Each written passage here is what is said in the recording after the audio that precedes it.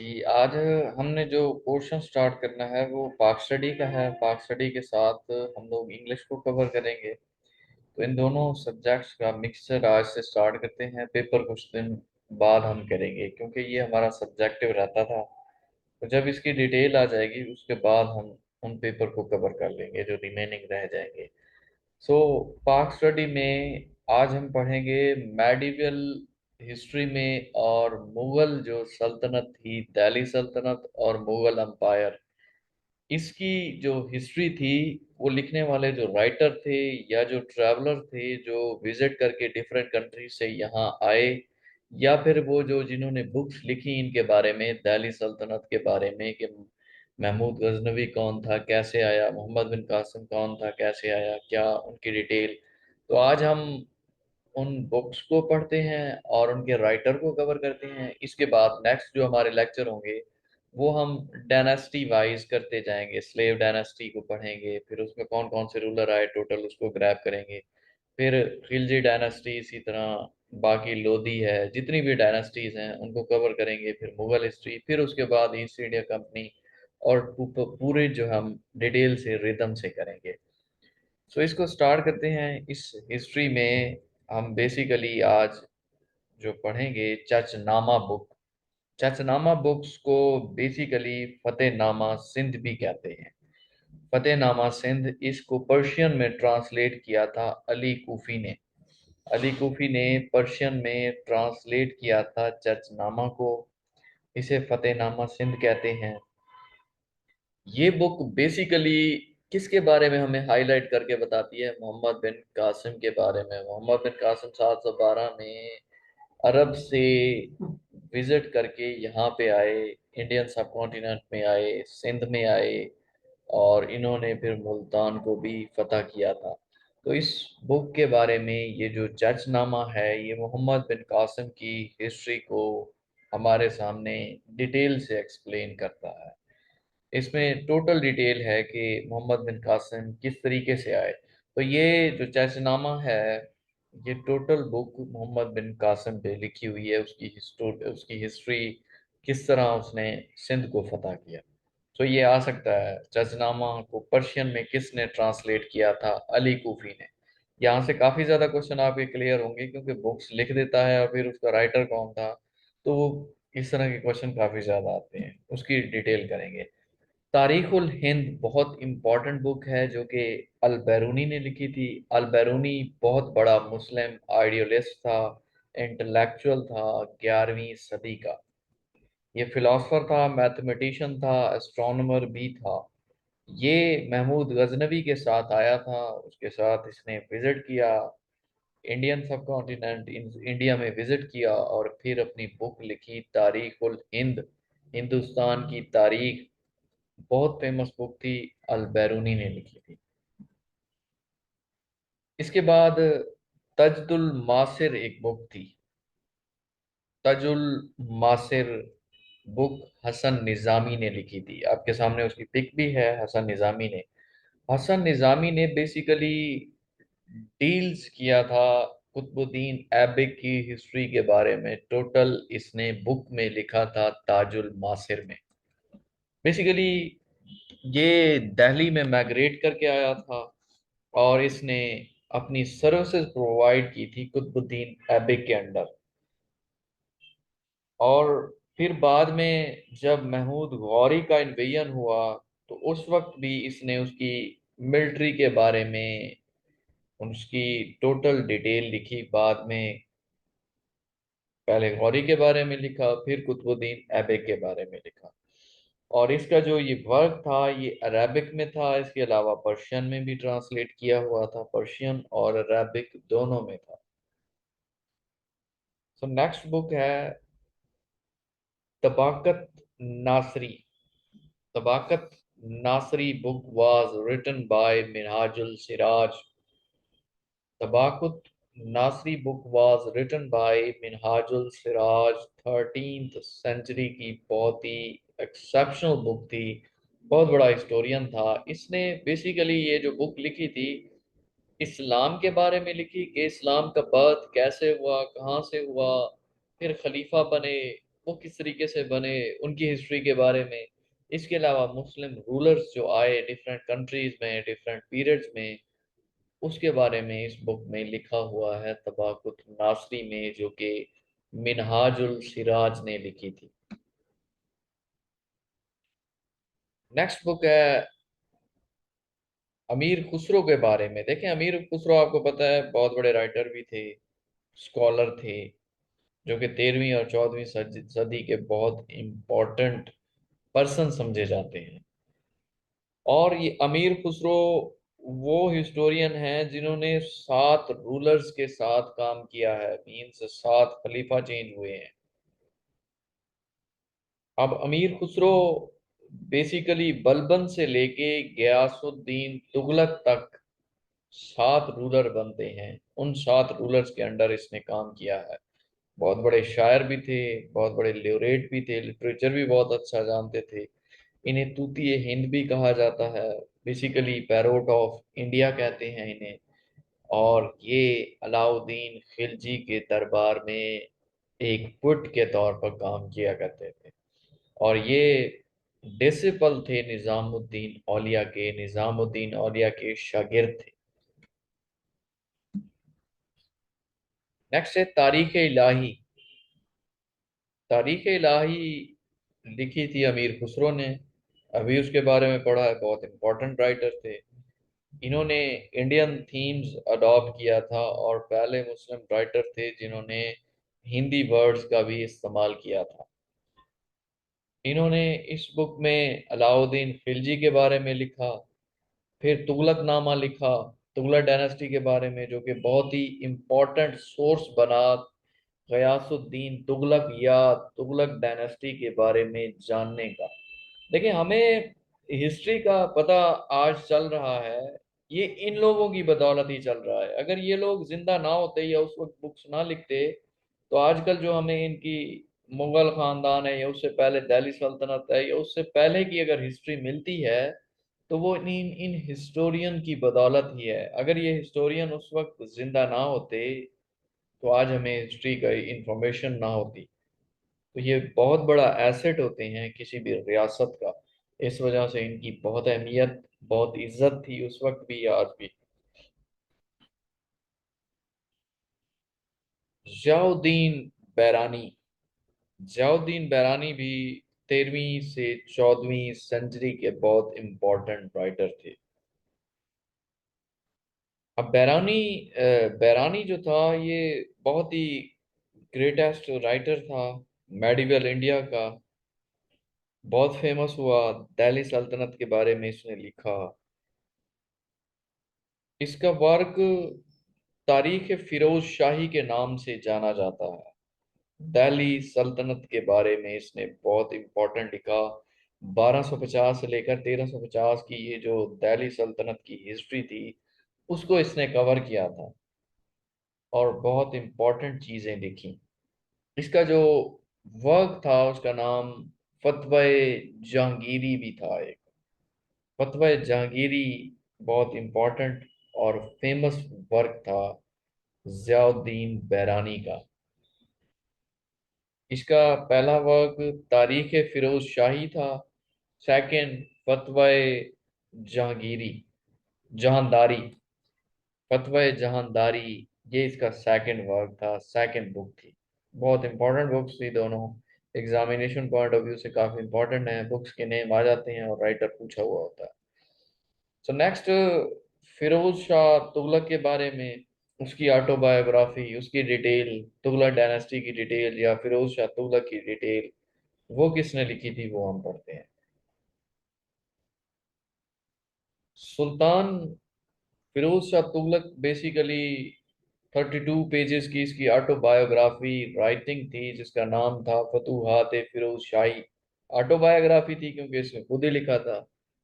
ये वर्क जो है उसकी ब्रीफ समरी थी कि उसने मिलिट्री कैंपेन्स कैसे की, अपने अपना रूल कैसे किया, दिल्ली सल्तनत में कौन कौन सी जंगें फाइट की, इसकी स्ट्रेटजीज क्या होती थी, इसकी मिलिट्रीज की कैंपेन किस तरीके से चलती थी। तो इस बुक में उसने फिरोज शाह तुगलक ने अपनी टोटल आर्मी और अपनी सल्तनत के बारे में लिखा। एक्सप्लेन किया कि किंग की क्या ड्यूटीज होती हैं, रिलीजन कितना इम्पोर्टेंट होता है उसके लिए, और इंसानियत और फराइज उसके लिए कितना इम्पोर्टेंट होते हैं, कितनी अहमियत की हामिल होती हैं। सो ये फिरोज शाह तुगलक ने ऑटो बायोग्राफी लिखी थी, खुद ही लिखी थी, फतूहात फिरोज शाही के नाम से, जो कि बहुत ही इम्पोर्टेंट है। तारीख मुबारक शाही। तारीख मुबारक शाही एक बुक है जिसे अहमद सरहिंदी ने लिखा था। ये एक इम्पॉर्टेंट सोर्स है जो कि हमें सैयद डायनेस्टी के बारे में डिटेल से बताता है कि 15वीं सदी में सैयद डायनेस्टी ने किस तरीके से रूल किया, किस तरीके से आए, कौन कौन से रूलर आए और कौन कौन सी उन्होंने फतूहात की हैं, जो कि दिल्ली सल्तनत पे काबिज थे। उनकी मिलिट्री किस तरीके से डील करती थी, उनकी पॉलिटिकल एक्टिविटीज क्या थी। तो total Sadat dynasty Syed rulers के बारे में तारीख मुबारक शाही में डिटेल से लिखा हुआ है, जो कि अहमद सरहिंदी ने लिखे थे। अब हम पढ़ते हैं कि वो जो ट्रैवलर्स थे वो भी बहुत इंपॉर्टेंट है। डिफरेंट कंट्रीज से ट्रैवल करके इंडियन सब कॉन्टिनेंट में आए, यहाँ से इंफॉर्मेशन ग्रैब की, फिर उसको अपनी वर्डिंग में पुट किया, डिफरेंट बुक्स में पुट किया। और ये ट्रैवलर्स जो हैं बहुत ही अहमियत के हामिल थे, इसलिए एग्जामिनेशन पॉइंट ऑफ व्यू से भी काफ़ी इंपॉर्टेंट समझे जाते हैं। अब पहले जो ट्रैवलर थे 14वीं सेंचुरी में इब्ने बतूता, बहुत बड़े एडवेंचरर थे, मोराकुश थे, ट्रैवल करके आए थे, दिल्ली में आए। उस वक्त दौर चल रहा था मोहम्मद बिन तुगलक का। अभी क्वेश्चन आता है कि इब्न बतूता जब इंडियन सब कॉन्टिनेंट में इंडिया में आए, उस वक्त किस रूलर का दौर था, टेन्योर था? मोहम्मद बिन तुगलक का था। इम्पोर्टेंट है। फिर किस कंट्री के थे? मराकश के थे। कई दफा ये क्वेश्चन पूछा हुआ है। इब्ने बतूता बेसिकली अपनी ऑब्जर्वेशन इन्होंने रिकॉर्ड की, कल्चर देखा इंडिया का, इंडिया के लोग देखे, वहाँ के बिलीफ देखे, वहाँ पे इबादत कैसे होती है, उनकी वैल्यूज कहती कैसी हैं, ट्रेडिशन कैसा है। फिर इसने रेहला के नाम से एक बुक लिखी, और जिसमें इसने उजागर किया कि यहाँ पे कैसा कल्चर है, क्या चीज़ें हैं। बहुत ही इंटरेस्टिंग फैक्ट इसने शो किया यहाँ की इंडियन सब कॉन्टिनेंट की कल्चरल लाइफ में। और ये 14वीं सेंचुरी में आए थे, 14वीं सदी में। इसके बाद है अब्दुल रजाक। अब्दुल रजाक एक दूसरे ट्रैवलर थे जो कि इंडिया में आए, विजयनगर में आए 15वीं सेंचुरी में। बेसिकली ये ईरान के एम्बेसडर थे, पर्शियन में रहते थे, वहाँ से ट्रैवल करके आए, दक्कन में बेसिकली रहे 2 साल के लिए। इन्होंने अपना प्राइमरी सोर्स जो है हिस्ट्री ऑफ विजयनगर को रखा, हिस्ट्री ऑफ विजयनगर के बारे में मालूमात इकट्ठा की और लोगों तक पहुंचाई, उसकी हिस्ट्री, उसके सोर्सेज, और वहाँ पे इसने विजिट किया। विजयनगर बेसिकली इंडिया में है। फिर मार्को पोलो बहुत इंपॉर्टेंट है। मार्को पोलो एक ट्रैवलर थे इटली के, बेसिकली वेनिस में रहते थे, वेनिस सिटी है इटली का। ये इन्होंने कुलबाई खान, जो कि मुगल एम्परर था चाइना में 13वीं सदी में, वहां पे भी इसने अपनी सर्विसेज प्रोवाइड की थी। और फिर इसने विजिट किया था अंडमान आइलैंड पे। उसके बाद इसने ट्रैवल किया वेस्टर्न सी, ईस्टर्न सी की जानिब, इंडिया की जानिब। और इस प्रोसेस में इसने विटनेस किया कि यहाँ के लोगों का लाइफस्टाइल क्या है, और वो जिंदगी को किस तरीके से देखते हैं, एक नए रंग से देखा और लोगों को इसके बारे में इन्फॉर्म किया। So Marco Polo was an important traveler. He belongs to Italy, Venice city. Niccolo Conti. Niccolo Conti basically southern India में इसने विजिट किया था 15वीं सेंचुरी में।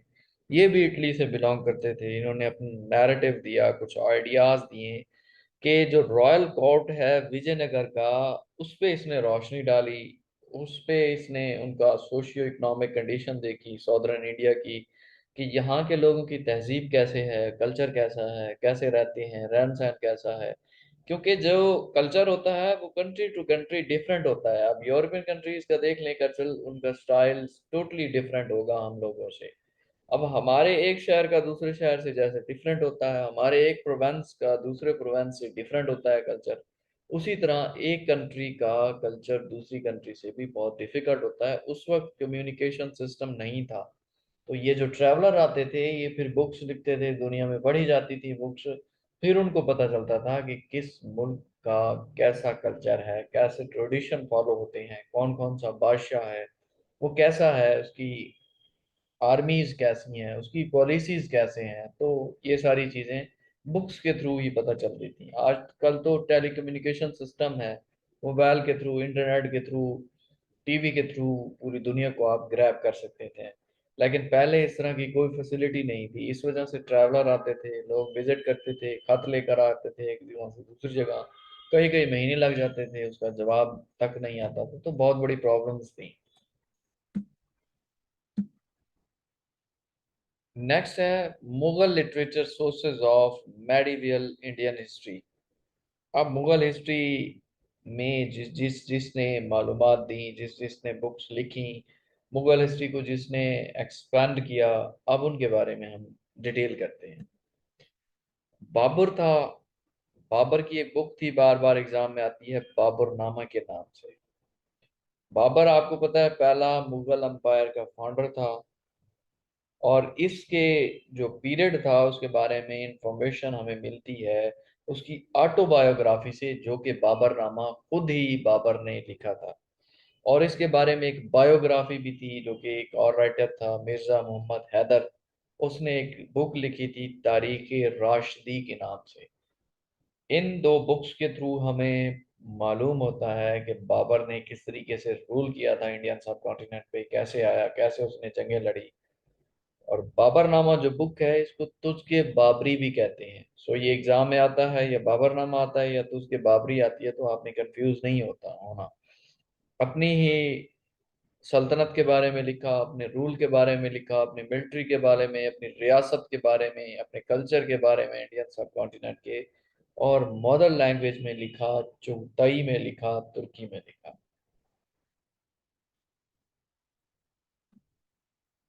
उसके बाद फिर हुमायूं आया बाबर के पे, ये बाबर के बाद उसका बेटा हुमायूं आया। हुमायूं ने फिर हुमायूं नामा लिखा था, हुमायूं नामा बाबर ने नहीं लिखा था, उसकी सौतीली बहन गुलबदीन बेगम ने लिखी थी एक बुक जिसका नाम था हुमायूं नामा।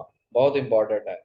Humayun nama was written by Gulbadan Begum, she was the sister of Humayun. और इसने फिर हुमायूं के टन्योर, इसकी हिस्ट्री, इसकी आर्मी, इसका स्ट्रक्चर, उसका रूल्स करने का अंदाज हुमायूंनामा में गुलबदीन बेगम ने लिखा था। और दूसरी बुक्स भी लिखी गई थी हुमायूं पे, जिसमें कानून हुमायूनी है, जो कि खोंदा मीर ने लिखी थी, और तारीख हुमायूं है जो कि जौहर ने लिखी थी। ये वर्क जो है हमें दिखाते हैं कि किस तरीके से हमें इंफॉर्मेशन मिली मुगल टाइम पीरियड में, उस वक्त जब कम्युनिकेशन का सिस्टम नहीं था। इन बुक्स की बदौलत वो जो नायाब डाटा था वो सेफ रहा, और आज हम उनकी हिस्ट्री के बारे में पढ़ पाते हैं, वीडियोस देख सकते हैं, मूवीज देख सकते हैं। तो ये सब कुछ इन बुक्स की बदौलत था। लेकिन इनमें थोड़ी सी कंट्रोवर्सी तो पाई जाती है, क्योंकि जो किंग होता है, कोई भी राइटर हो, वो उसके अगेंस्ट बहुत कम लिखता है या लिख ही नहीं सकता, क्योंकि वो रूलर फिर उसे कत्ल ही करवा दिया करता था अगर उसके खिलाफ लिखता तो। ये तो बाद में कुछ रूलर जो थे, राइटर जो थे, वो सीक्रेट तरीके से लिखते गए, और हमें पता चलता गया कि किसकी जो किंगशिप थी वो ज्यादा बेहतर थी, कौन जाबिर था, जालिम था। तो ये जो अगेंस्ट लिखी जाती है ये फिर सिक्रेसी में लिखते हैं, बाद में पब्लिश होती है। अब अकबर की हिस्ट्री। अकबर के तारीख के बारे में बेसिकली अकबर यंग था जब वो रूल करने के लिए आया था। मुगल एम्पायर को उसने बेहतरीन तरीके से संभाला, इसे रियल फाउंडर भी कहा जाता था मुगल हिस्ट्री का, क्योंकि इसने फिर एक्सपेंड भी काफ़ी ज़्यादा किया, और काफ़ी ज़्यादा राइटर्स ने इसके बारे में, इसके मोनार्क के बारे में डिफरेंट कलर्स में लिखा। अबुल फजल थे जो कि इसके कोर्ट पोइट थे, हिस्टोरियन थे अकबर के, इसके दरबार में ही रहते थे। उन्होंने इसकी इसकी हिस्ट्री, इसकी रियासत, इसकी सल्तनत, इसकी स्ट्रेटजीज के बारे में लिखा था अकबर नामा के नाम से। Akbarnama was the important book that was written by Abul Fazl on the history of Akbar rules। और ये 3 वॉल्यूम इसके छपे थे, पब्लिश हुए थे 3 वॉल्यूम्स में। पहले वॉल्यूम में बेसिकली इसने अकबर के आबाओ अजदाद के बारे में इसमें रोशनी डाली थी, मीन्स इसके बाप दादा के बारे में, बाबर और हुमायूं के बारे में। और सेकंड वॉल्यूम में इसने अकबर के रेन में लिखा, वो भी एक बहुत ही शानदार तरीके से और एक अरेंजमेंट के थ्रू।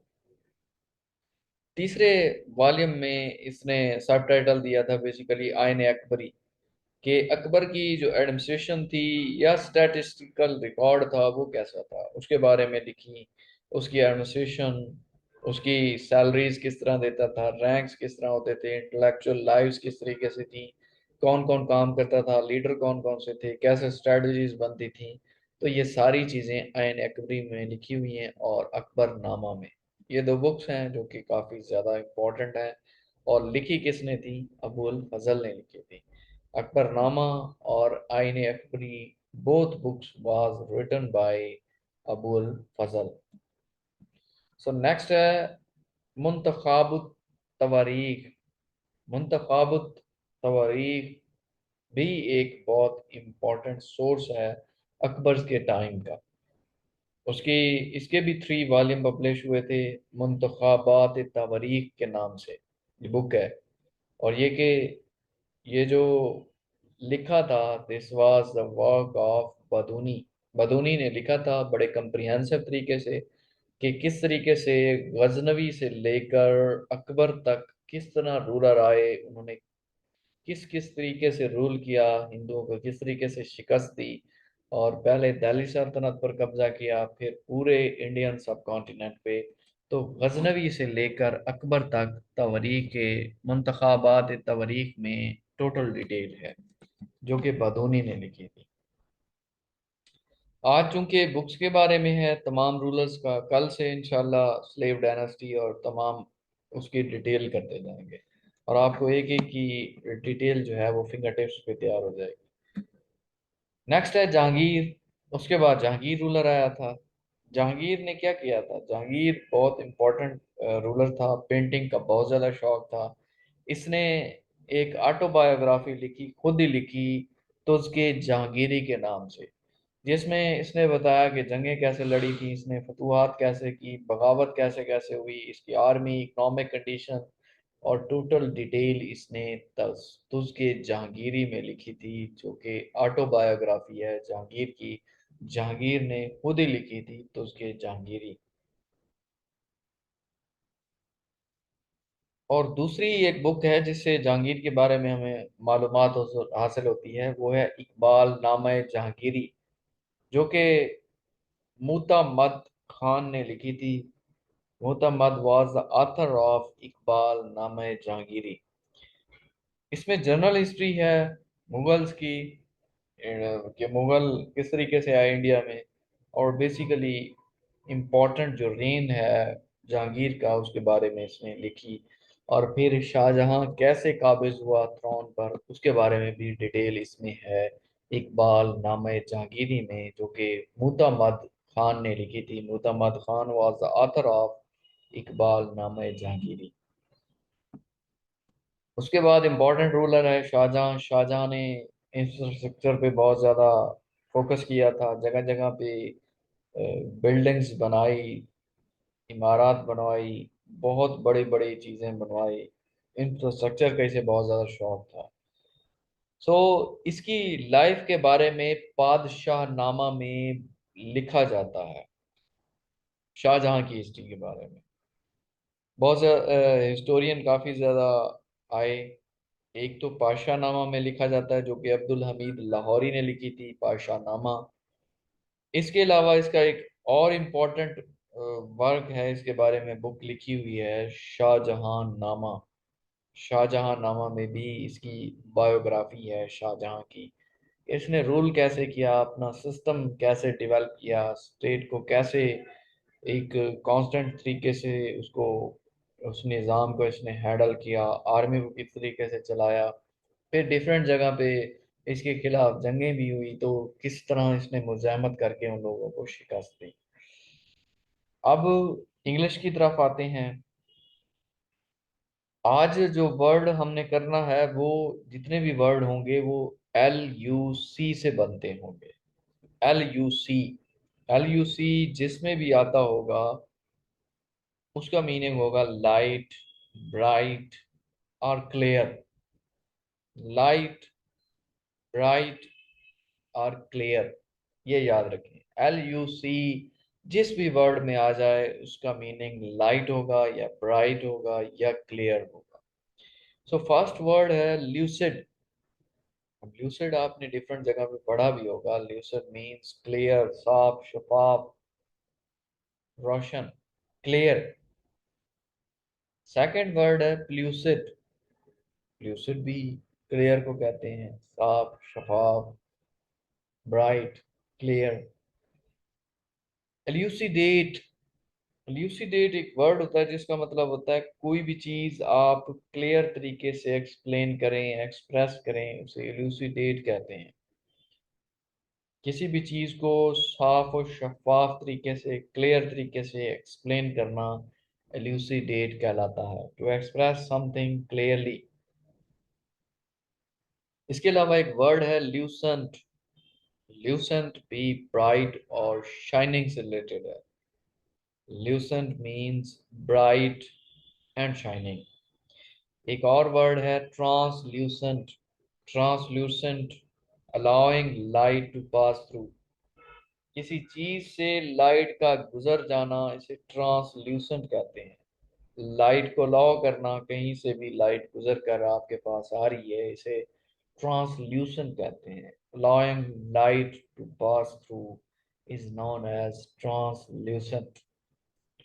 अब इससे रिलेटेड जो इम्पोर्टेंट सिनोनिम बनते हैं या एंटोनिम्स, जो कि एग्जामिनेशन पॉइंट ऑफ व्यू से बहुत इंपॉर्टेंट है, एग्जाम में आते भी हैं, अब उनको हम करते हैं। एक वर्ड है प्लूसिड। प्लूसिड अभी हमने पढ़ा है, इट मींस क्लियर, साफ, शफाफ, रोशन।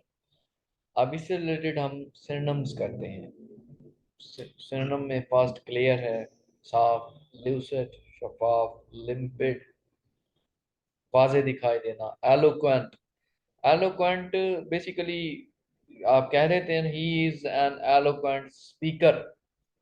वो बहुत शानदार क्लियर बोलने वाला स्पीकर है। मीन्स उसकी जो, जब वो स्पीच करता है तो बहुत क्लियर तरीके से अपने वर्ड को, अल्फाज को क्लियर करता है, बोलता है। एलोक्वेंट। डिस्टिंक्ट, वाजे, कॉन्स्पिकुअस, वाजे, अहम, नुमाया। परपिकुअस, साफ, ट्रांसपेरेंट, शफाफ, अपरेंट। अब ये याद रखना है, ट्रांसपेरेंट भी साफ शफाफ होता है, अपेरेंट भी साफ शफाफ। ऑब्वियस, वाजे को कहते हैं।